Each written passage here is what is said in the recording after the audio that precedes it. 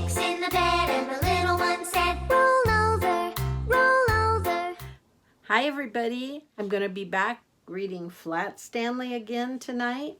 And the chapter we're going to read today is chapter 4, called The Museum Thieves. What are thieves? Yeah, people who steal things. That's not good. Mr. and Mrs. O.J. Dart lived in the apartment above the lamb chops. Mr. Dart was an important man, the director of the famous Museum of Art downtown in the city.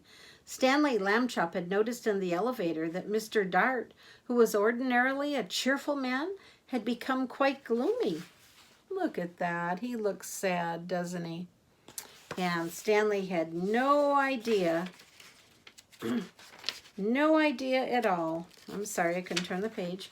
What the reason was. And then at breakfast one morning, he heard Mr. and Mrs. Lambchop talking about Mr. Dart.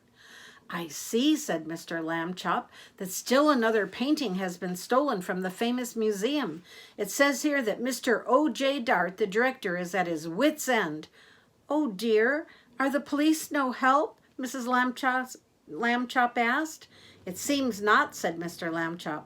Listen to what the chief of police told the newspaper. We suspect a gang of sneak thieves. These are the worst kind. They work by sneakery, which makes them very difficult to catch. So can you see there? Look at that, reading the newspaper about the thieves that stole another painting. However, my men and I will keep trying. Meanwhile, I hope people will buy tickets for the policeman's ball and not park their cars where signs say don't. The next morning, Stanley Lambchop heard Mr. Dart talking to his wife in the elevator. These sneak thieves work at night, Mr. Dart said. It's very hard for our guards to stay awake when they have been on duty all day. And the famous museum is so big, we cannot guard every picture at the same time. I fear it is hopeless, hopeless, hopeless. Suddenly, as if an electric light bulb had lit up in the air above his head, giving out little shooting lines of excitement, Stanley Lambchop had an idea. Look at that. Stanley has an idea, all right. And he told it to Mr. Dart. Stanley, Mr. Dart said, if your mother will give her permission, I will put you and your plan to work this very night. Mrs. Lambchop gave her permission. But you will have to take a long nap this afternoon, she said. I won't have you up till all hours unless you do. That evening, after a long nap, Stanley went with Mr. Dart to the famous museum. Mr. Dart took him into the main hall where the biggest and most important paintings were hung. He pointed to a huge painting that showed a bearded man wearing a floppy velvet hat, playing a violin for a lady who was on the couch. That was one of their biggest and most famous paintings. There was a half-man, half-horse person standing behind them, and 3 fat children with wings were flying around above. That, Mr. Dart explained, was the most expensive painting in the world. There was an empty picture frame on the opposite wall. We shall hear more about that later on. Mr. Dart took Stanley into his office and said, "It's time for you to put on a disguise." I already thought of that, Stanley said, and I brought one. My cowboy suit. It has a red bandana that I can tie over my face. Nobody will recognize me in a million years. No, Mr. Dart said, you will have to wear the disguise I have chosen. And from a closet he took a white dress with a blue sash and a shiny pair of pointed shoes, a white straw hat with a blue band that matched the sash, and a wig and a stick. The wig was made of blonde hair, long and done in little ringlets. The stick was curved at the top, and it too had a blue ribbon on it. In this shepherdess disguise, Mr. Dart said, you will look like a painting that belongs on the main hall. We do not have cowboy pictures in the main hall. Stanley was so disgusted he could hardly speak. I'll look like a girl. That's what I'll look like, he said. Look at the picture of what Stanley was going to look like. He was going to look like a girl, all right. I wish I never had my idea. But you know what? Stanley was a good sport, and he put on the disguise. And back in the main hall, Mr. Dart helped Stanley climb up into the empty picture frame.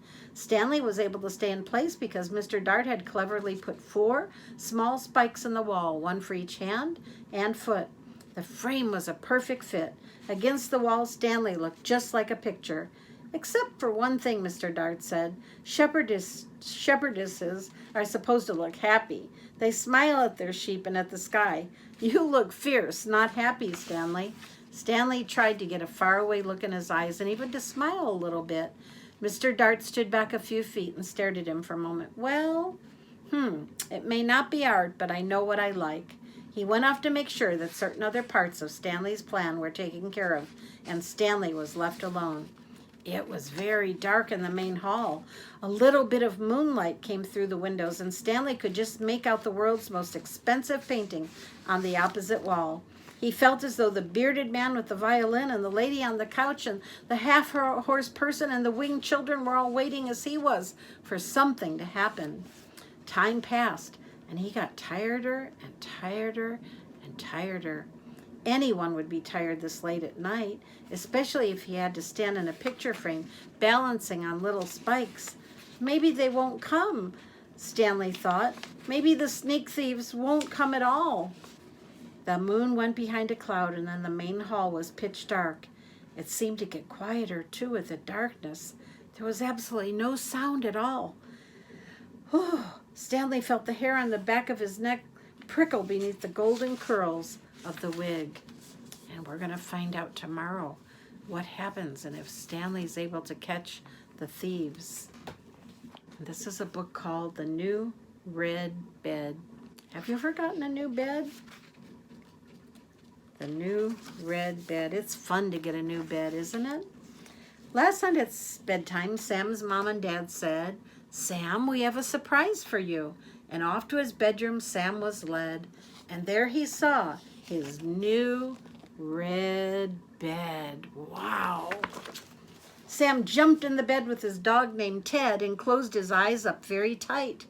Then he opened his eyes and looked through a fog, and on his red bed was his dog on a frog.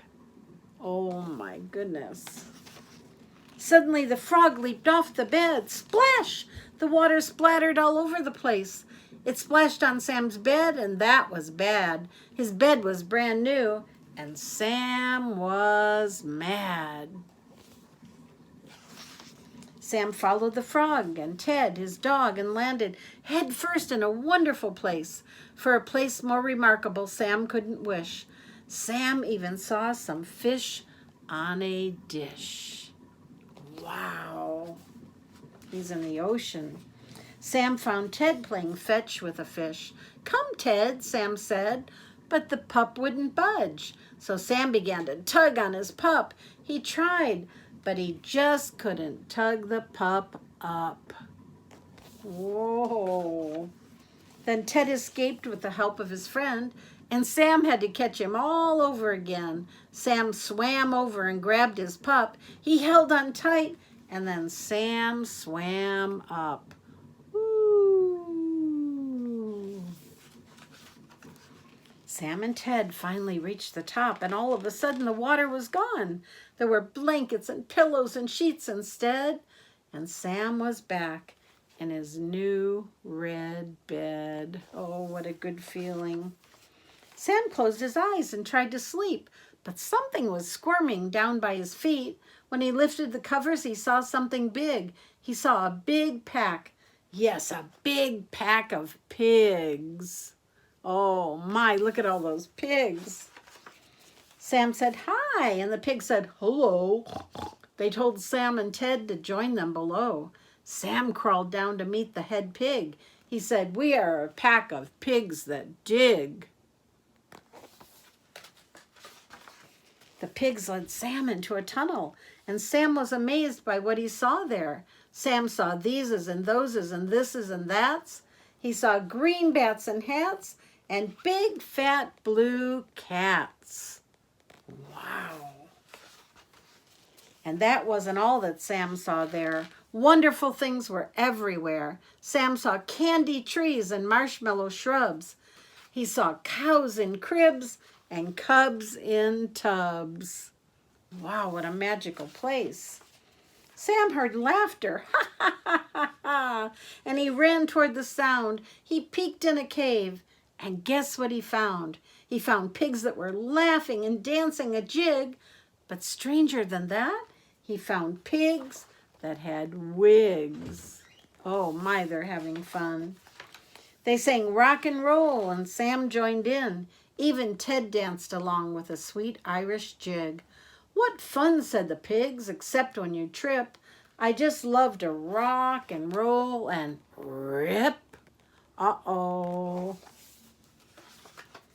Then the head pig said that dancing was done. It was time for work. No more fun. He told Sam to climb through the tunnel ahead, and soon Sam was back in his new red bed. Sam tried to sleep, but a noise woke him up. The noise was made by a flying duck. The duck asked Sam, would you like to try to go up with me and fly in the sky? Sam couldn't refuse an offer like that, so he spread out his arms and he started to flap. He flapped and he flew right up. Then he looked down and saw a pot of pink pups. Sam was soaring above his bed. He was having great fun, and so was Ted. From his perch up so high, Sam saw lots. He saw cups of cats with dots and spots. Whoa, he could see everything, couldn't he? Then Sam looked down on 6 large trees below, and there in one tree sat a large hippo.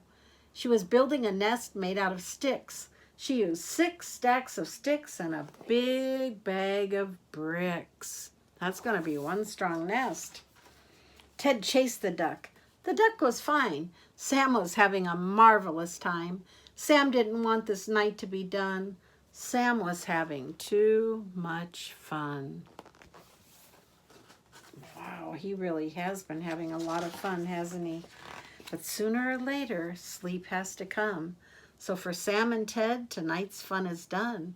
Who knows what adventures still lie ahead for Sam and Ted in the new red bed.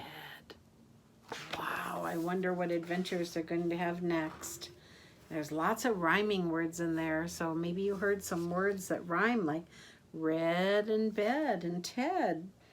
Lots of rhyming words, cubs and tubs, and pup and up and fish on a dish. It's so much fun to think of rhyming words, isn't it? And so I just want to say good night, and I hope you'll have a good night's sleep. Let me see if who's out there. Oh, yes, I see you. There's Garrett. Hi, Dylan. Hi, Owen. Hi, Ellery. There's Nathan and Shane. There's Amron and Logan, Abby and Megan and Brielle. Oh my goodness, all of my friends are there. Yes, there's Harper and Greg. Even Joanna's listening tonight. Oh, Nathan and Shane, I don't know if I saw you earlier by Ellery, but I see you now. There you are. Well, good night, everyone. I love you. Love you with all my heart. Mwah. Good night. Hey.